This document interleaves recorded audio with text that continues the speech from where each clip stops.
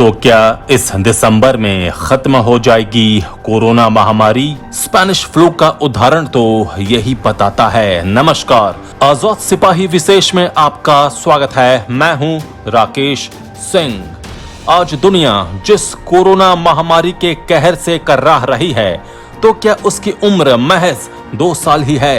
दुनिया भर में इस मुद्दे पर शोध हो रहे हैं और इन सब का निचोड़ यही है। इसके अलावा पिछली शताब्दी की शुरुआत में फैली मानव इतिहास की अब तक की सबसे खतरनाक महामारी स्पेनिश फ्लू के इतिहास के अध्ययन से भी ये बात साबित होती है। क्या है स्पेनिश फ्लू का इतिहास और तथ्य तथा इसकी पृष्ठभूमि में कोरोना महामारी की संभावित उम्र के बारे में मेरी ये एक खास रिपोर्ट। कोरोना से भी खतरनाक थी इन्फ्लुएंजा महामारी। उसका विख्यात नाम स्पेनिश फ्लू था। उसने दुनिया भर में 50 करोड़ लोगों को संक्रमित किया था। इस महामारी ने 5 करोड़ लोगों की जान ले ली थी। उसके बाद महामारी तो कई तरह की आई और गई, लेकिन मानव इतिहास में इतनी खतरनाक महामारी अभी तक नहीं देखी गई। असल में स्पेनिश फ्लू को इन्फ्लुएंजा कहा जाता है। इसका स्पेन से कोई लेना देना नहीं है। पहला विश्व युद्ध चालू था, जिसकी शुरुआत नवंबर 1914 में हो चुकी थी। 1918 आते आते ये समाप्ति पर था, लेकिन जैसे ही ये ठंडा पड़ने लगा, एक अनजानी बीमारी का पारा चढ़ने लगा। मार्च 1918 में अमेरिका में फ्लू जैसा रोग उभर कर आने लगा। करीब 100 लोग इसकी चपेट में आए। अमेरिकी सैनिकों के बंकर से शुरू हुआ ये सिलसिला अब महामारी की शक्ल लेने को तैयार बैठा था। पहले विश्व युद्ध में जहां सरकारी आंकड़ों के मुताबिक 2 करोड़ लोग मारे गए थे, वहीं अब एक अनजाने वायरस से 5 करोड़ लोग मारे जाने वाले थे। कहा तो यहां तक जाता है कि मरने वालों की संख्या करीब 10 करोड़ थी और सिर्फ भारत में मरने वालों की संख्या 1.25 करोड़ के ऊपर थी। भारत में इसे बॉम्बे इन्फ्लुएंजा या बॉम्बे फीवर के नाम से जाना जाने लगा था। हालांकि वैश्विक महामारी इन्फ्लुएंजा की उम्र 2 साल तक रही और इसमें कुल 3 लहरें आई थीं। पहला केस अल्बर्ट गिटशेल नामक अमेरिकी सेना के एक रसोइये में कैंप फुनस्टॉन कंसास में पाया गया था, जिसे 104 डिग्री बुखार में अस्पताल में भर्ती किया गया था। ये वाकया 11 मार्च 1918 को हुआ था। ये बीमारी मतलब वायरस बहुत ही तेजी से अमेरिकी सेना के 54,000 जवानों और उनके घर परिवार के लोगों में फैल गई थी। उस समय 1100 सैनिकों को अस्पताल में भर्ती कराया गया, जिनमें 38 सैनिकों की मौत हो गई थी। पता चला कि उनके शरीर में निमोनिया पनप रहा था। जांच में पाया गया था कि ये निमोनिया वायरस के चलते ही पनप रहा था और घातक रूप ले रहा था। इससे लोगों को बुखार आता था और सांस फूलती थी, जिस कारण मौत हो रही थी। इसके बाद जैसे ही अमेरिकी सेना ने यूरोप की तरह अपना रुख किया, तो अपने साथ वे उस अनजान वायरस को भी लेते गए और अप्रैल मई 1918 तक इसका संक्रमण जंगल की आग की तरह इंग्लैंड, फ्रांस, स्पेन और इटली में फैल गया। एक अनुमान के अनुसार 3/4 फ्रांसीसी सेना में यह संक्रमण बसंत ऋतु तक फैल गया और ब्रिटिश सेना के आधे सैनिक भी लगभग संक्रमित हो चुके थे। ऐसा पाया गया था कि इस महामारी की पहली लहर बहुत घातक नहीं थी। लोगों में हल्के बुखार के लक्षण और कमजोरी पाई जा रही थी, जो 3 दिनों तक रहता था और फिर ठीक हो जाता था। मौत का आंकड़ा बहुत नहीं था। इसमें जिनकी भी मौत हुई, उनमें से बहुत में निमोनिया के लक्षण पाए गए थे। सीमित सार्वजनिक आंकड़ों के मुताबिक मृत्यु दर उतनी ही थी जितनी मौसमी फ्लू में होती थी। अब दूसरी लहर की जानकारी देने के पहले सवाल ये उठता है कि इस वैश्विक महामारी का नाम स्पेनिश फ्लू कैसे पड़ा, जबकि स्पेन से इसका दूर दूर तक नाता नहीं था। स्पेन पहले विश्व युद्ध में तटस्थ की भूमिका में था, जो उसके पड़ोसी यूरोपीय देश से अलग रुख था। फ्रांस, इंग्लैंड और अमेरिका की मीडिया को युद्ध को प्रभावित करने और सैनिकों में वायरस का संक्रमण फैलने के बारे में कोई जानकारी देने की इजाजत नहीं थी। यहाँ स्पेन की मीडिया निष्पक्ष भूमिका में आई और वैश्विक महामारी से जुड़ी खबरों को उसने बेधड़क बताना शुरू किया। उस दौरान सिर्फ स्पेनिश पत्रकार फ्लू की खबरों को ब्रेक कर रहे थे, इसलिए विश्व में ये स्पेनिश फ्लू से चर्चित हो गया। देखते देखते 1918 की गर्मियों में पहली लहर शांत पड़ती दिखने लगी और मामलों में काफी गिरावट आई। लोग निश्चिंत होने लगे। उन्हें लगा कि इस वायरस की उम्र बस अब अगस्त के महीने तक ही सीमित है, लेकिन ये तूफान के आने से पहले की शांति थी। यूरोप में कहीं इस वायरस का म्यूटेंट स्ट्रेन पाया गया जो 24 घंटे के अंदर स्वस्थ और जवान व्यक्ति को मार सकता था। ये अब आने वाली आंधी का ऐसा संकेत था जिससे पूरा विश्व प्रभावित होने वाला था। अगस्त की आखिरी तारीख में जब सेना का एक पोत इंग्लिश पोर्ट सिटी के लिए रवाना हुआ, तब ये पता नहीं था कि इसमें संक्रमित जवान भी हैं। वायरस के म्यूटेशन का दौर चल रहा था जो बहुत ही खतरनाक शक्ल लेने वाला था। और जब ये पोत फ्रांस के ब्रेस्ट की, अमेरिका के बॉस्टन और पश्चिम अफ्रीका के फ्री टाउन जैसे शहरों में पहुंचा, तभी वैश्विक महामारी की दूसरी लहर का आगमन हो गया। कहा जाता है कि सेना की टुकड़ियों का एक देश से दूसरे देश में इतनी मात्रा में आना जाना ही इस वायरस के फैलने का मुख्य कारण बना। सितंबर महीने से लेकर नवंबर तक इस महामारी से मरने वालों की संख्या आसमान छूने लगी। सिर्फ अक्टूबर महीने में अमेरिका में लगभग 2 लाख लोगों की मृत्यु हुई। आम मौसमी फ्लू में ऐसा देखा गया था कि ये ज्यादातर युवा और बुजुर्गों को ही अपना शिकार बनाता था, लेकिन स्पेनिश फ्लू की दूसरी लहर ने ज्यादातर मध्य आयु वर्ग के लोगों को, मतलब 25 से 35 वर्ष तक के लोगों को अपना शिकार बना रहा था। ये सामान्य नहीं था। पूरी दुनिया में न सिर्फ जवान, मर्द, औरतें मर रहे थे, बल्कि चौंकाने वाली बात उनमें मरने की प्रक्रिया थी। किसी की नाक से खून आने लगता तो कोई फफोला वाले बुखार का शिकार बनता, किसी के फेफड़े में निमोनिया विकसित होने लगता तो कोई पल्मोनरी एडिमा का शिकार हो रहा था, मतलब फेफड़ों में फ्लूइड जमा हो रहा था। जो लोग दमा, मधुमेह, हृदय रोग जैसी बीमारियों से ग्रसित थे, उन्हें तो स्पेनिश फ्लू के इस स्ट्रेन H1N1 ने तबाह कर रखा था। उनकी मृत्यु ज्यादा हो रही थी। स्पेनिश फ्लू का H1N1 स्ट्रेन बहुत ही घातक था और यही स्ट्रेन स्पेनिश फ्लू के विस्फोट का कारण बना। लोग साइकोटाइन स्टॉर्म या यूं कहें कि साइकोटाइन एक्सप्लोजन का शिकार बनते गए। जब भी हमारे शरीर में कोई वायरस प्रवेश करता है तो हमारी रोग प्रतिरोधक क्षमता उससे लड़ती है और उसे खत्म कर देती है, लेकिन कई बार ऐसा होता है कि हमारा इम्यून सिस्टम जरूरत से ज्यादा सक्रिय हो जाता है और बीमारी से लड़ने के साथ साथ हमारे शरीर की स्वस्थ कोशिकाओं को भी नुकसान पहुंचाने लगता है। इसे ही साइकोटाइन स्टॉर्म कहा जाता है।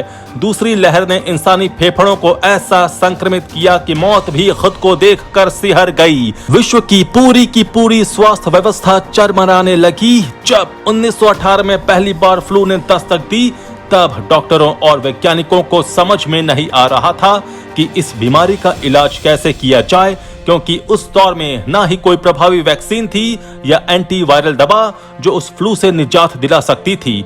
उस वक्त इस बीमारी से लड़ने के लिए डॉक्टरों और मेडिकल स्टाफ की भी भारी किल्लत थी, क्योंकि पहला विश्व युद्ध भी चल रहा था। स्पेनिश फ्लू की जब पहली लहर आई, तब अगर लोगों को क्वारंटीन में रखने या सख्त लॉकडाउन का निर्देश मिल गया होता, या दूसरी लहर की शुरुआत में भी अगर सरकारों ने ये आदेश निकाल दिया होता, तो शायद ये महामारी इतने बड़े पैमाने पर नहीं फैलती। लेकिन पहला विश्व युद्ध चल रहा था और सरकारें नहीं चाह रही थीं कि युद्ध किसी भी तरीके से प्रभावित हो। जब डॉक्टरों को फ्लू का इलाज नहीं मिल पा रहा था, तो बहुत से डॉक्टरों ने लक्षणों के आधार पर इलाज करना और दवा देना शुरू किया। इनमें एस्पिरिन दवा भी शामिल थी, जिसे बेयर नामक कंपनी ने 1899 में ट्रेडमार्क किया था और जिसका पेटेंट 1917 में एक्सपायर हो गया था। इसका मतलब ये था कि अब नई कंपनियां स्पेनिश फ्लू के दौर में इस दवा को बड़े पैमाने पर बना सकती थीं। जब लगातार मौत का आंकड़ा बढ़ रहा था, अमेरिका के सर्जन जनरल, नेवी और अमेरिकी मेडिकल एसोसिएशन की पत्रिका ने एस्पिरिन के इस्तेमाल की सिफारिश कर दी। उसके बाद चिकित्सकों ने आम जनता को रोज 30 ग्राम का डोज लेने के लिए सार्वजनिक कर दिया, जबकि आज का आधुनिक चिकित्सा विज्ञान कहता है कि 4 ग्राम से ज्यादा मात्रा में डोज लेना प्राण घातक है। इस दवा के इस्तेमाल के बाद पाया गया कि अक्टूबर 1918 में लोगों के मरने की संख्या ज्यादा बढ़ गई और ये मौतें इस दवा के जहर से, मतलब हाई डोज से हुई। 1918 के दिसंबर में दूसरी लहर खत्म हुई और इसकी तीसरी लहर ने 1919 के जनवरी में ऑस्ट्रेलिया में दस्तक दी और फिर उसके बाद अमेरिका और यूरोप में। इस महामारी की तीसरी लहर ने अमेरिका के राष्ट्रपति को भी अपनी चपेट में ले लिया। अप्रैल 1919 में जब विश्व युद्ध खत्म करने के लिए शांति वार्ता हुई, उसी दौरान वुडरो विल्सन भी इन्फ्लुएंजा के लक्षण के शिकार हो गए। व्हाइट हाउस ने राष्ट्रपति की गंभीर हालत की खबर छिपा कर रखी और जानकारी दी कि राष्ट्रपति को सिर्फ सर्दी खांसी ही हुई है। जुलाई में उनकी तबीयत ठीक हुई और वो अमेरिका वापस आ गए। स्पेनिश फ्लू की तीसरी लहर में भी मौत दूसरी लहर की ही तरह उसी तेजी से हो रही थी, लेकिन चूंकि विश्व युद्ध अब खत्म हो गया था, तो वायरस दूसरी लहर की तरह अधिक नहीं फैल पाया। जिस वैश्विक महामारी की शुरुआत 1918 में हुई, उसका अंत 1920 में हुआ। इससे जोड़कर अगर कोरोना वायरस के स्ट्रेन और स्पेनिश फ्लू के दौरान H1N1 वायरस के स्ट्रेन को देखा जाए तो काफी समानताएं हैं। बीमार होने के लक्षण भी वही हैं। सर्दी खांसी से शुरू होती ये बीमारी बुखार के साथ साथ फेफड़ों में जाकर निमोनिया विकसित कर देती है और मरीजों में संक्रमण इतनी तेजी से फैलना शुरू हो जाता है कि सही समय पर अगर इसका इलाज नहीं किया जाए तो उसका बचना नामुमकिन हो जाता है। कोरोना वायरस की पहली लहर भी बहुत घातक नहीं थी, वो आम फ्लू के लक्षणों जैसी ही थी, लेकिन फिर भी ये आम नहीं थी। मौतें तब भी हुई थीं, लेकिन कम थीं। जब कोरोना की दूसरी लहर आई, तब मानो मौत और संक्रमण की सुनामी आ गई। यहाँ भी क्या जवान क्या बुजुर्ग, सभी के सभी इससे संक्रमित होने लगे और मौत का आंकड़ा जवान लोगों, जिसमें खासकर 25 से 35 साल वाले मध्य आयु वर्ग के लोगों के लिए प्राण घातक हो गई। ज्यादातर जवान मरीज साइटोकाइन स्टॉर्म के शिकार हो गए और उनकी मृत्यु दर बढ़ने लगी। 1918 की तरह 2020 में भी भारत में सरकार ने प्रोटोकॉल के हिसाब से दवाओं की सूची जारी कर दी। जिसमें भी कोरोना के शुरुआती लक्षण दिखे, वे सरकार द्वारा जारी दवा लेना शुरू कर दे। हुआ भी यही, लोगों ने भारी मात्रा में दवा का सेवन करना शुरू कर दिया। लेकिन 1918 के चिकित्सा विज्ञान के मुकाबले अभी का चिकित्सा विज्ञान बहुत विकसित है, लिहाजा दवाएं उचित मात्रा में सरकार ने देना शुरू किया, जिसका सुखद परिणाम ये हुआ कि मौतें पहले की तुलना में कम हुई। लेकिन इस बार भी कोरोना वायरस में बहुत सी ऐसी दवाओं का इस्तेमाल शुरू हो गया जिसने मरीज पर बुरा प्रभाव डालना शुरू कर दिया। कोरोना को जल्दी ठीक करने की गरज से बड़ी मात्रा में स्टीरॉइड्स का इस्तेमाल होने लगा। बगैर जांच परखे रेमडेसिविर इंजेक्शन, ब्लड थिनर के इंजेक्शन और दवा, भारी मात्रा में एंटीबायोटिक्स, यहाँ तक कि प्राण बचाने की आखिरी उम्मीद टोसिलिजुमैब इंजेक्शन का भी इस्तेमाल किया गया। यही नहीं, प्लाज्मा थेरेपी और तरह तरह की अन्य दवाएं, जिसमें फेविफ्लू भी शामिल है, का खुलकर इस्तेमाल हुआ। अब इनका क्या साइड इफेक्ट है या हुआ है या होगा, ये तो अध्ययन के बाद ही पता चलेगा। लेकिन ये सही है कि बहुत सी मौतों का यही कारण बना है। यहाँ तक कि इसने ब्लैक फंगस को भी आमंत्रित कर दिया है। इलाज के नाम पर डॉक्टरों की पहली प्राथमिकता यही है कि किसी तरह मरीज की जान बच जाए। इसी क्रम में तबातोड़ दवाओं का इस्तेमाल होने लगा। दूसरी लहर में ज्यादा मृत्यु होने के लिए सिर्फ वायरस ही जिम्मेदार है या इसमें इस्तेमाल होने वाली दवाएं भी, ये तो शोध का विषय है। लेकिन इतना तय है कि हड़बड़ी में गड़बड़ दवाएं दी गई हैं और इनमें निजी अस्पतालों में कुछ ज्यादा ही प्रयोग हुआ है। अब तीसरी लहर की बारी है। तीसरी लहर का क्या कहर होगा, ये भी अभी भविष्य के गर्भ में है। लेकिन इतिहास गवाह है कि अगर सख्त लॉकडाउन रहा तो तीसरी लहर बहुत ज्यादा नुकसान नहीं कर पाएगी, क्योंकि वायरस जितना कम फैलेगा, खतरा उतना ही कम होगा। वॉल स्ट्रीट जर्नल की एक रिपोर्ट के मुताबिक विश्व स्वास्थ्य संगठन कोरोना की उत्पत्ति की जांच की ओर कदम बढ़ा रहा है। रिपोर्ट में दावा किया गया है कि नवंबर 2019 में वुहान लैब के 3 कर्मचारी बीमार पड़ गए थे। उनमें कोरोना वायरस जैसे ही लक्षण दिखाई पड़े थे। फिर उनका इलाज भी शुरू हुआ। 2019 के नवंबर महीने के बाद दिसंबर जनवरी के बीच पूरे विश्व को कोरोना वायरस महामारी के बारे में पता लगा। पहले तो विश्व में ये प्रचारित हुआ कि संक्रमण 2019 के दिसंबर महीने में मध्य चीन के वुहान शहर में देखने को मिला। वहां बहुत से लोगों को बिना किसी कारण निमोनिया होने लगा और ये पाया गया कि पीड़ित लोगों में से अधिकतर वुहान सी फूड मार्केट में मछलियां, मांस, विभिन्न तरीके के जानवर और पशुओं का व्यापार करते थे। इस नए वायरस में 70% वही जीनोम अनुक्रम पाए गए जो सार्स कोरोना वायरस में पाए जाते हैं। ये वायरस विश्व में कोविड-19 या सार्स-कोव-2 के रूप में विख्यात हुआ। भारत में इस वायरस की दस्तक मार्च 2020 में सुनाई पड़ी। उसी वक्त प्रधानमंत्री नरेंद्र मोदी ने बड़ा कदम उठाते हुए देश में लॉकडाउन की घोषणा भी कर दी, जिससे कोरोना की पहली लहर नियंत्रण में रही और संक्रमण भी भारत में अधिक नहीं फैल पाया। लेकिन जैसे ही लॉकडाउन खत्म होना शुरू हुआ, लोग सड़कों पर उतरे और एक दूसरे के संपर्क में आने का सिलसिला शुरू हुआ। तब तक कोरोना वायरस अपना असली रूप धारण करने को तैयार बैठा था। मतलब वायरस अपना नया रूप, नया स्ट्रेन अख्तियार कर रहा था और अब हमला बोलने को तैयार था।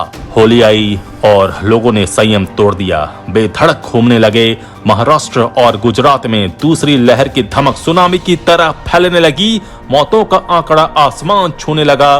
फिर तो भारत में सिर्फ और सिर्फ लाश ही दिखाई पड़ रही थी। लाशों को जलाने के लिए शमशान कम पड़ने लगे तो उन्हें गंगा में बहाने का सिलसिला शुरू हुआ। बता दें कि 1918 में भी इतनी ज्यादा संख्या में मौतें हुई कि जलाने के लिए लकड़ियां कम पड़ गई थीं और लोग लाशों को नदियों में प्रवाहित करने लगे थे, जैसा इस बार भी उत्तर प्रदेश में हुआ।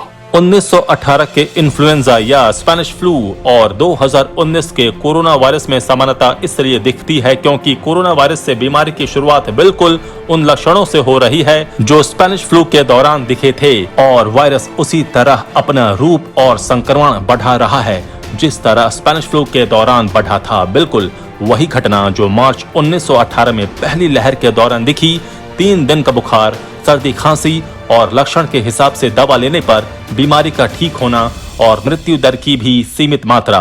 लेकिन जैसे ही स्पेनिश फ्लू के वायरस ने अपना रूप या स्ट्रेन बदला और दूसरी लहर का आगमन हुआ, वही हूबहू कोरोना वायरस की दूसरी लहर में दिखा। उसी हिसाब से लोगों के बीच संक्रमण का बढ़ना, मृत्यु दर का बढ़ना, उसी उम्र वाले लोगों के बीच अधिक मात्रा में संक्रमण का घातक रूप अख्तियार करना और मौत। तब और अब सब में समानता है। उस वक्त भी उस बीमारी से लड़ने की कोई दवा या वैक्सीन उपलब्ध नहीं थी और इस वक्त भी वही हाल है।